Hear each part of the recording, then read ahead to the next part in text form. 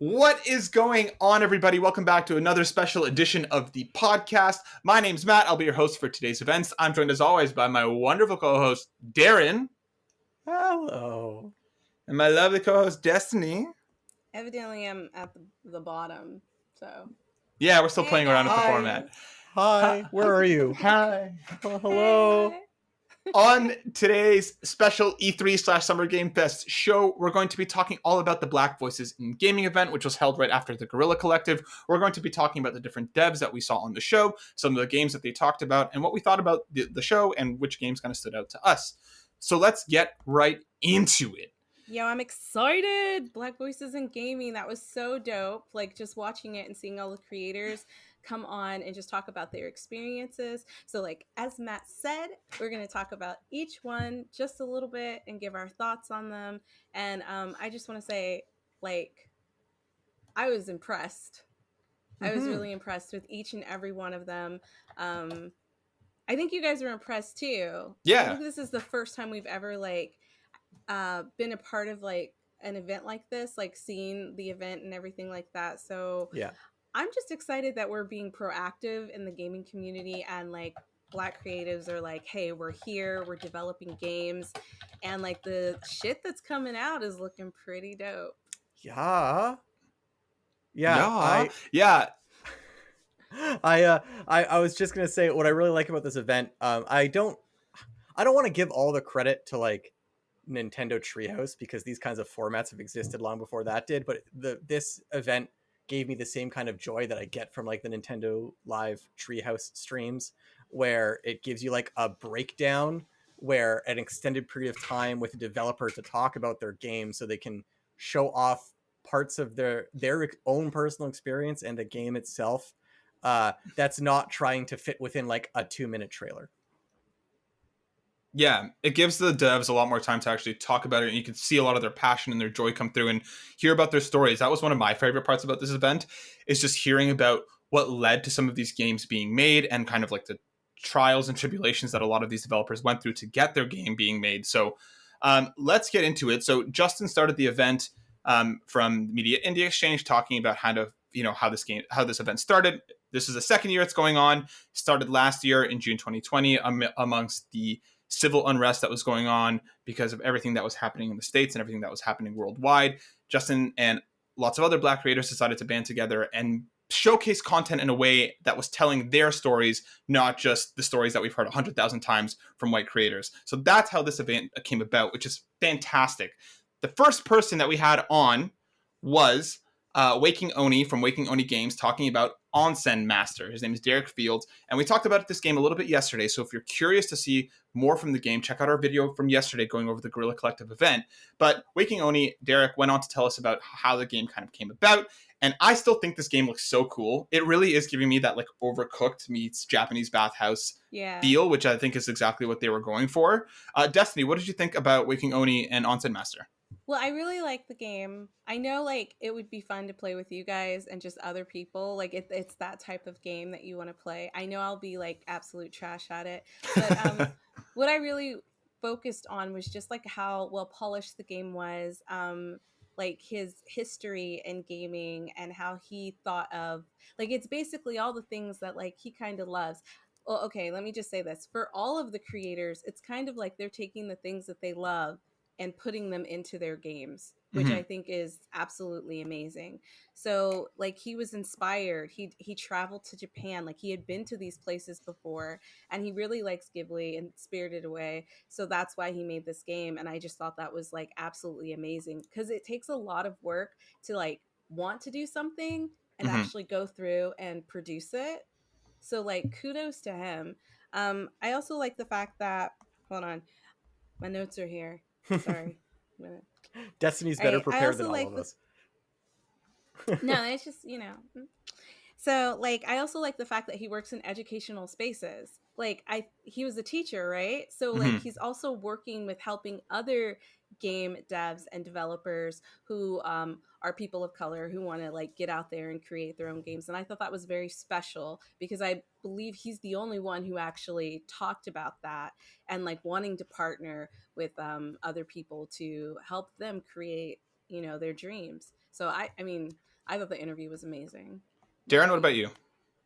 Yeah, so there is actually one other creator that we're going to get to later that was also a teacher that was working with minorities, trying to teach them the industry. And I'll talk about that when we get to him.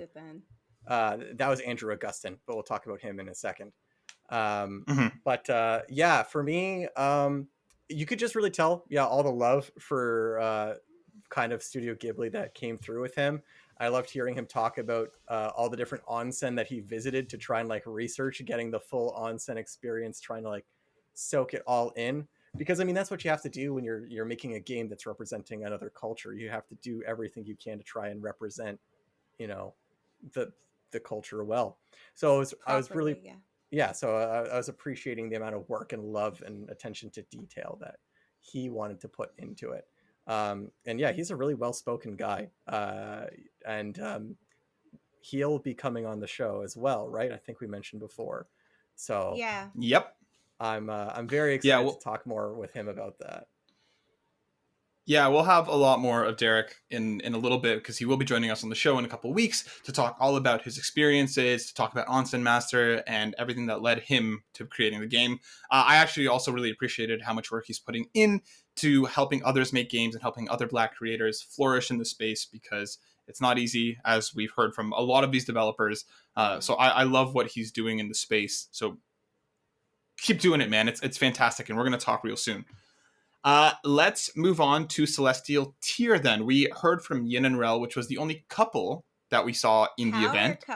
Power couple who are making Celestial Tier Demon's Revenge, which is already out now, but they're working on optimizing it, making it look even better, and they're working on a whole bunch of stuff. They are part of White Guardian Studios. And we saw a whole bunch, and something that kind of stood out to all of us when we were watching the trailer for their game is how it's like this mix mash of different styles and different kinds of game making all kind of thrown in together. They talked a lot about how like they were inspired by a bunch of different animes and a bunch of old school games like Wild Arms. I thought they were super, super interesting. Darren, what did you think of Yin and Rel? Yeah, so I wanted to say that their interview specifically is what helps me appreciate this format so much, because when you do have these kinds of long form formats, this is usually the kind of exposure that's kind of reserved for AAA games. You don't see this kind of deep dive into a lot of indie games. And it was just so interesting to hear all of their influences. Like, this game sounds like it's got so much in it that you could not tell just from watching a trailer. Like, this game seemed kind of cool, but based on their interview, this might actually be one of the games that Guerrilla Collective that I talked about that I'm now the most excited for. And I didn't get that until I heard about they got Xenogears influences, Silent Hill, Final Fantasy, like Eternal Darkness, Digimon.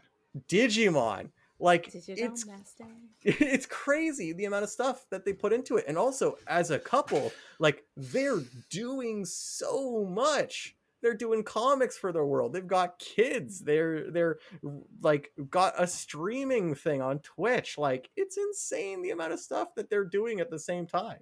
It's so cool. It really is. Destiny, what are your thoughts? Can I just say I'm a little jealous because like they work amazingly well together. Do you know how hard it is to work with somebody you're married with all the time?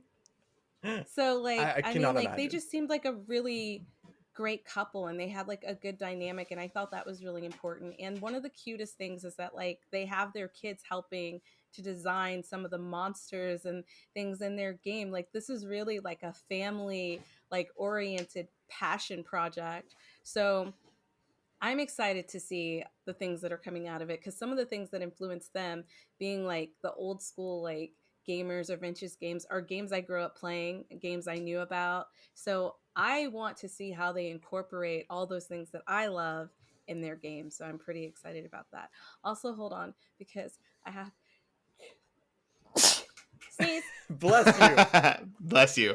Yeah, I thought it was super, super cool. Like, I can only imagine being a kid whose like mom or dad or parents are video game developers, and they come to they're like, all right, son, daughter, child, we're going to put your game in, your monster in our video game. I'd be like, right? Why are you giving me this responsibility? You know? But like, because I'm not talented in that kind of thing, but that must be so cool to like see, like, you know, as a child, your influences come to life, and that's so awesome as parents to have them involved in that capacity. And we heard about a couple of other devs who are also working with their kids, making games together, and I think that's so cool. So we're actually going to have Yin and Rel joining us on the show as well, coming up in July. So get Very excited to hear. to have them on. I'm I'll- like, oh, Yeah, I'm so excited. we have some really cool devs coming on, including Yin and Rel. So get excited for that.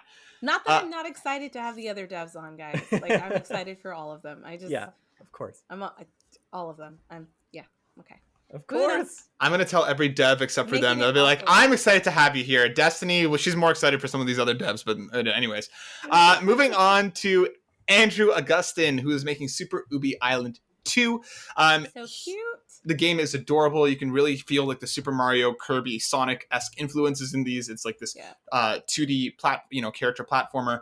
The game looks like a lot of fun. He talked about how the first one was very much Super Mario / Kirby influenced, while the second one is taking a lot more from Sonic with a lot of speedrunning in mind, and something that I know Destiny's going to be excited about. He talked a lot about how Streets of Rage 2 influenced the soundtrack because he loved the music from that game. Yeah. And I thought he was incredibly well spoken, and he was another developer who's working a lot to help youth get into the gaming industry.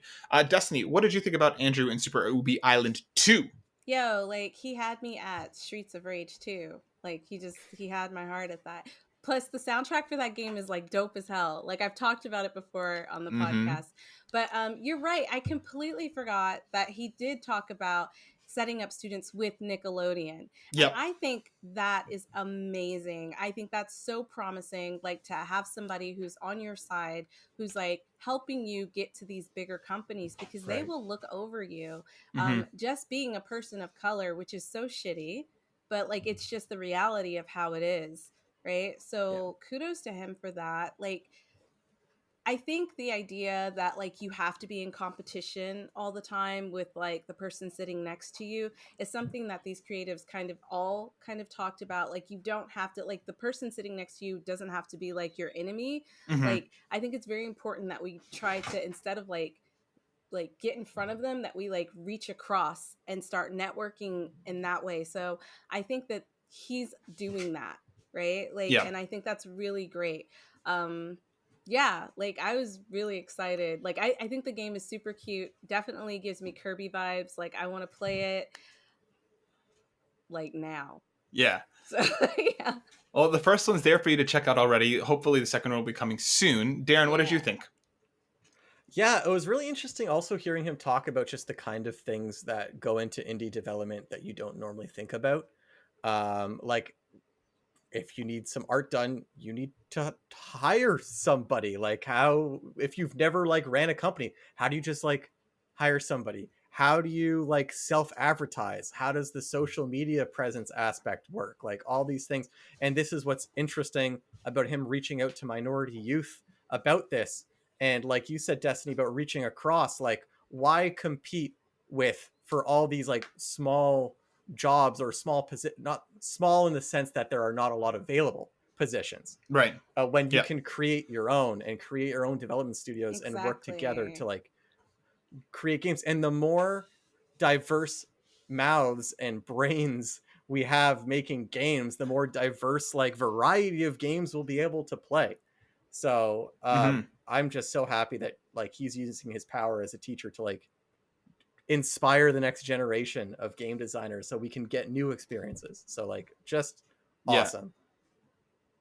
A rising tide raises all ships, right? Like that. I feel like that was really a lot of his message. And like you said, Dee, helping a lot of young creators connect with bigger companies and actually work on bigger projects. Like, that's so important. So kudos to him, because he's doing incredible work. So go check out Super Ubi Island. The first one's already out. Second one is on the way. The next creator was Danny Lalanders, who is working on Validate. She talked a lot about how this is her first game. It is a dating simulator. She described it as a rom-com full of people of color. She was fantastic. Destiny, I know you loved her segment a lot. Tell me a little bit about why. Bruh, like, speaking from like hearing from a Black woman who's like doing this on her own. She has a team of like 17. Like, it's because like I play dating romance simulators all the time. I love rom-coms, and she's absolutely right. Like, it's so hard to see rom-coms that feature like black people or Asian people or whatever. Like, they're like a, but for like white films, like they're all the like major blockbusters. Mm-hmm. And it's like, you really want to be able to play something or watch something that speaks to you. You want to see yourself in it. And so I think that's really inspiring, because that's something that I've always felt like. It's the reason why I created Pudding and Flan, the webcomic, because I wanted to see more diversity. And the fact that she's pushing through all of the racists, through all of the like shitty comments that she's getting, through the fact that like publishers are like, we're afraid to take a chance on you because it's like it's too black, or like there's too many people of color on it. And she's like, fuck it, this game is being made. Yeah. Mm-hmm. She's not making it for, and I don't want this to sound bad, but she's not making it for white people. Mm-hmm. She's making it for people of color, because we want those games too. We want to be represented. And I think that's amazing that she's taking a stand and she's talking about it, and she's talking about her experience. She's so confident. She's so beautiful. Like, I want her on the show. I'm going to stalk her until she comes on the show, because I want her to tell that, I want to give her a platform, as many platforms as I can. Like, as we were talking about earlier, like reaching across and connecting and networking. Like, I want to give her a place to speak, because what she's saying is important and people need to hear it. Yeah. So, yeah. I found it really interesting what Justin said as she was kind of, as the interview was wrapping up, like going on about how like she talked at length about how no publisher wanted to give them a platform to get their game. And he said kind of like, you're self-publishing it, you're doing it, and hopefully when the game comes out, you'll be supported by the community you're making this game for, right? And I think that's such a powerful statement, because like you said, this game is for people of color. This game is for people who are looking for themselves in a space that has largely been ignored. Darren, what did you think? Yeah, there's such a thing as called the target demographic, and I think white people are the target demographic like 99% of the time. So it's totally okay to have a game that's not the target demographic of white people. Like, we have enough games, right? And Destiny, what you said about like black people being represented, or people of color being represented in dating sims or rom-coms is so true as well. And like, when black people are represented, it's like, maybe it's the like sassy black girlfriend that's supporting the like white woman protagonist. So right, the best friend. Yeah. It's frustrating. And the art style in the game is fantastic, by the way. I just want to say I really love the character work in the game. I really like the idea. It's, once again, also I really like that she said Phoenix Wright Ace Attorney is one of her influences, because that's a friggin' amazing game. One of my favorites. A great game to be influenced by. And yeah, just like I mentioned before, like, the more games we have from different voices that show a diversity of experience are good. When people complain about forced diversity, they're full of shit, because she's representing the world the way it really is, right? Like, there's no such thing as forced diversity. The world is diverse. If you're representing people in games, that's the way the world really is. There's nothing forced about it. So, like, yeah, I want her on this goddamn show too. Let's get her on here. I do. Like, I'm gonna tag her in this, like, so she can see. Like, we want you on the show, girl. We want you to come on the show and talk about your game and just talk about your experience, because like, it's important for other like little black girls who want to create or want to make movies, or like, our only fucking movie at Disney is like Princess and the Frog, and I'm going on a rant here, because like 80% of the movie she was a fucking frog. Do you know what I'm saying? Like, we need to, and if white people aren't going to do it, if white Hollywood isn't going to do it, if the game industry like Sony and them aren't going to do it, then that we have to do it. Yeah. And I loved her message about, if you want to do it, do it. She talked so much about how she learned, coding through YouTube, that there are so many available resources for free on the internet. You just have to go find it, put in the work, and start doing it. Like, that was her whole message, was don't wait for anybody else. Just do it. Yeah. So let's hope we get Danny on the show, because she was incredible. Moving on to this segment had me busting up a few times over. The next segment was Run, Die, Run Again, which had Tony Barnes on the show talking about his experience in making this game. And you know what? I got to say, when initially when we first saw this game, part of Guerrilla, I was like, it looks cool. I don't really know if it's for me. But once we actually saw the hands-on, and once we actually saw the game running and playing and hearing how excited he was talking about making it, again, Darren, similarly to you, this game kind of shot up my list like very, very quickly because it looks like a lot of fun. What had me laughing was how much he was hurting watching the others play his game. He like so many times, like he'd be talking to somebody, he's like, "Oh, you're killing me," as he watched somebody die again. Because like you could just tell, like he has so much love and passion for it. Talking about how like the American Ninja style characters, right? They're gonna have different abilities. He's handcrafted all the levels. He didn't want to make like a roguelike. He put in a lot of effort into how the game flows and functions. He referenced Destiny, the game, and Respawn a couple times. And Darren, you're a big Apex fan. You're a big fan of Respawn, and he cited Respawn as being one of his influences. Yeah. What did you think about Tony Barnes and Run, Die, Run Again, especially with that fluidity of motion that he's trying to emulate? Yeah, you could definitely tell from the trailer he's a big fan of like Titanfall and Apex movement. I wanted to say that this showed actually the downside of long form things like this, because your game is now at the mercy of whoever's playing it. So there's like a chance that like, oh, this person doesn't know how to play my game. Like I'm scared maybe my game looks bad. But I want to reassure Tony, if he's watching this, I don't think your game came off bad. All right. Like I could tell that they were struggling. I think the game still looked good. Like I could tell that it's better than what they were making it look like. So yeah, I just had a good time watching his reaction. But yeah, like Respawn has some of the best movement in first person shooters. So like it's a perfect thing to emulate. And yeah, the game looks really, really cool. Yeah. And no shade at the people playing the game, by the way. Like, I'm sure that a lot of them hadn't had any experience with the game before. They probably picked up a controller. All the shade, Justin. What was up with that? And started playing. I'm sure they were nervous, tired. No shade. It's just that it was funny, the chemistry between them. Destiny, what did you think about Run, Die, Run Again and Tony Barnes? I'm just going to say, if You're Killing Me, Smalls was a moment in history, like that whole interview was that. No, but you could tell like he has put a lot of love into the game, and I think he talked about he had like 3 games total. He also like brought up the fact that like his sons are helping him with the game. And I just love that it was like, again, a family oriented thing. Like he's bringing his kids in, like one of his sons tests it. One of his sons composes music. It's kind of like a rapper. And I was just like, wow, like your whole family's creative, son. That's amazing.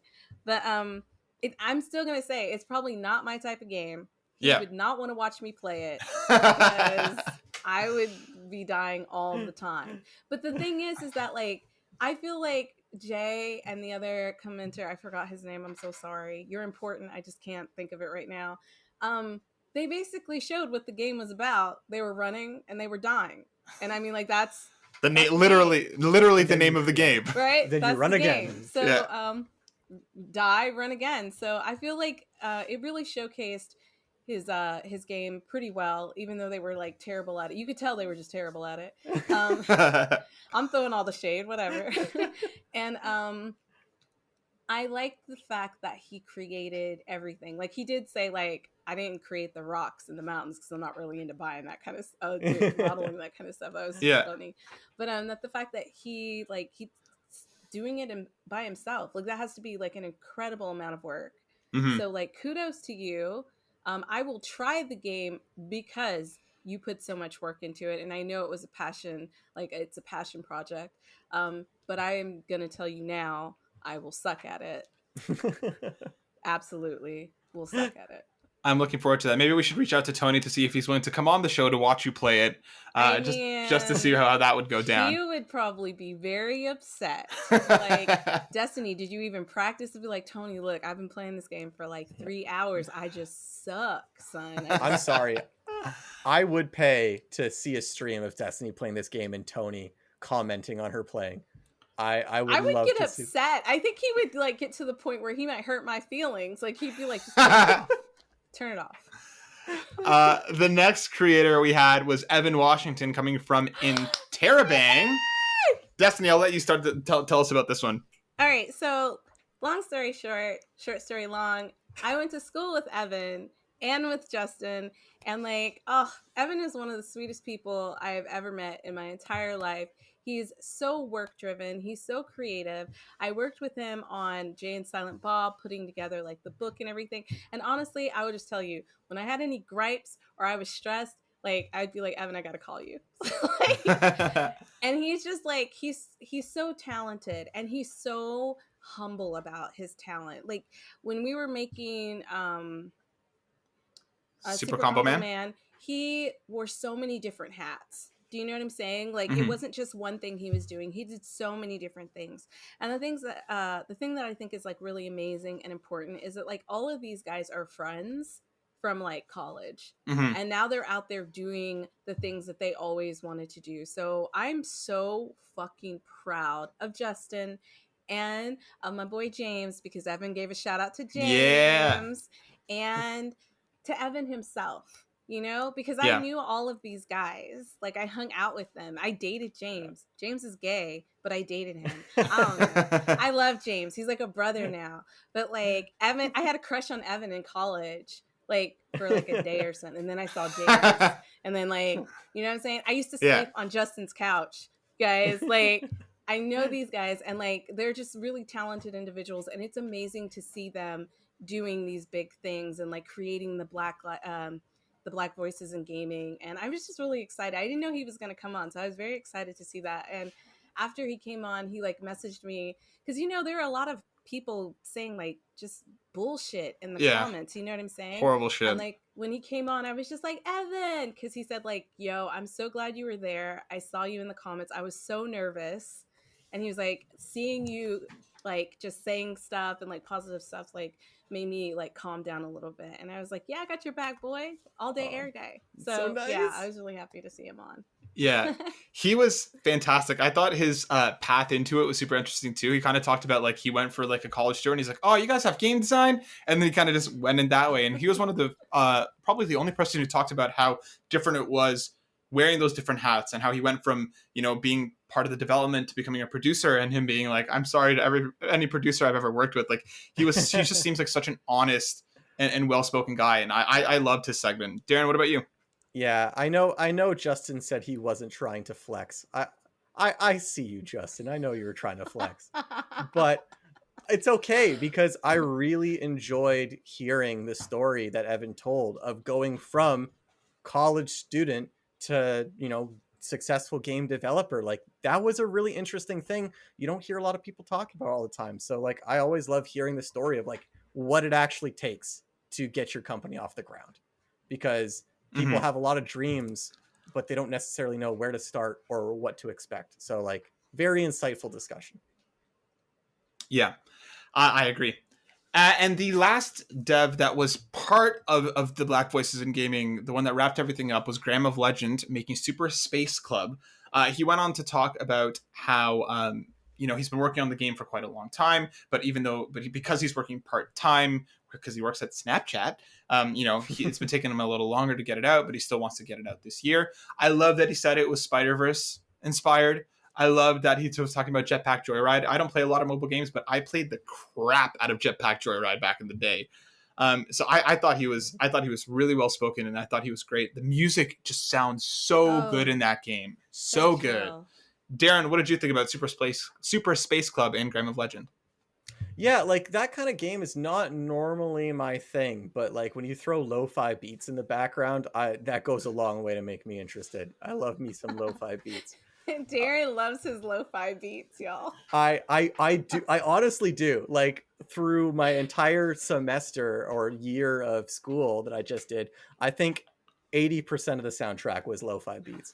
So like it just really helps me focus. It helps me sleep or study too, if you will. So that's fantastic. And as Matt brought up Snapchat, again, I think for me, like through a lot of this, my focus was on like the people's story, because I just am really interested to see what it took to get them there, especially for like a one-man guy from Jamaica who's trying to break it into like the American games market. And the reality of indie development that he talks about, where like he's not working full-time on this game. Like a lot of the time when you're starting out, you are going to be doing your game development part-time while doing a full-time job. Money doesn't grow on trees. You like that requires an insane amount of work and willpower to convince yourself to keep working after you get home from work. And especially while he's raising a son at the same time, like I don't have Yeah, that kind of 10-month-old willpower. baby. Yeah. Yeah. So like, good for Graham. Like, more power to him. I wish him all the best. I'll definitely be checking out his game when it comes out. Likewise. Destiny, what about you? What'd you think? I thought he was like really, really sweet. Like he just seemed like a really sweet person. He talked about his like 10-month-old baby. Congratulations on that. And he's from Jamaica. Mm-hmm. And so like I thought that was really interesting because he did take time to talk about like their actual like Jamaican game developers, people in Jamaica who want to come over and like make games or create games there. And like I just thought that was amazing that we brought on someone who is a black voice in gaming, but not necessarily someone from the US. Because I don't think we really talk about that. And so talking about other diverse groups in different countries who are also wanting to make games because they need a platform too. So his game, I want to try it because I just like the music. So I feel like I'd also still be really terrible at it because like shooting games, like shoot 'em ups, is not my style. But like I could see myself like just putting it on and like just listening to the music. I legit hope that there's a soundtrack for it so that I can get it. But like piggybacking off of what Darren said, like working a full-time job, raising a baby, and then coming home and working on the game itself, like that's exhausting. That has to be exhausting. And so he actually talked about like it's I think 3 or 4 years he's been working on it, but like actual time working on it probably like 4 months, 4 to 5 months.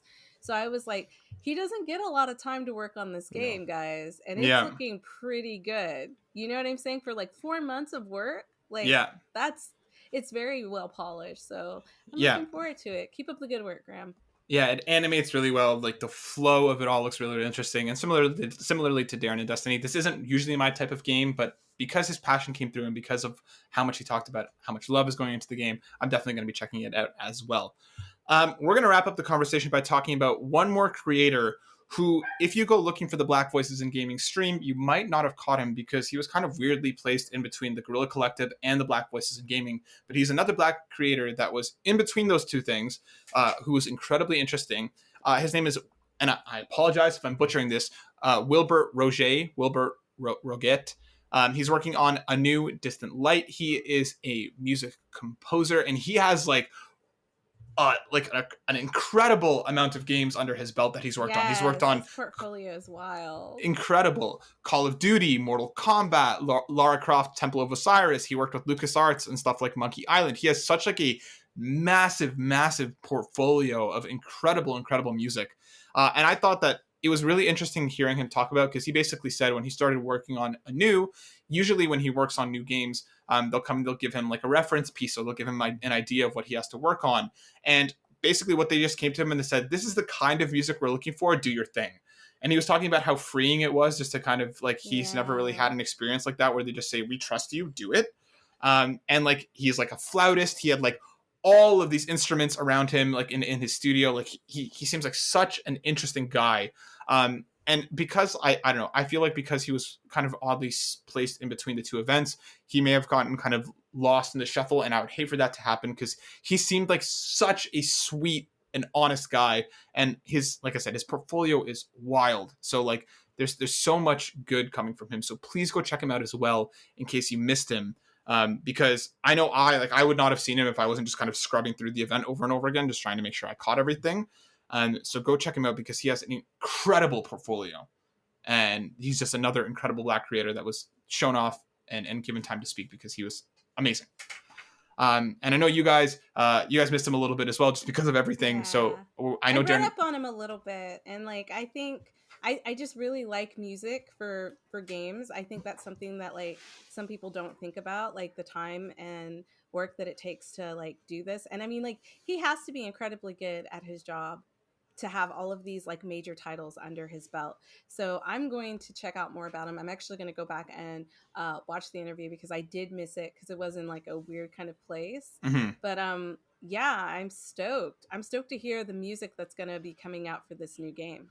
Yeah, and the game itself looks interesting. It's like this kind of side-scrolling shooter, almost like almost like a Metrovania style. Like I got like Metroid-esque vibes, but with assault rifles instead of like, you know, a Darren, plasma. you like Metroid? You're wearing a Metroid shirt.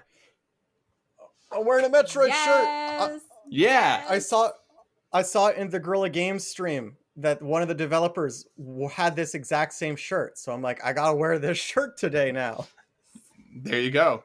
So that was our post show for the Black Voices in Gaming event. Please go check it out if you haven't, because as much as we have told you about these developers, hearing them speak and hearing them tell their stories is completely different and so important. So please go check it out.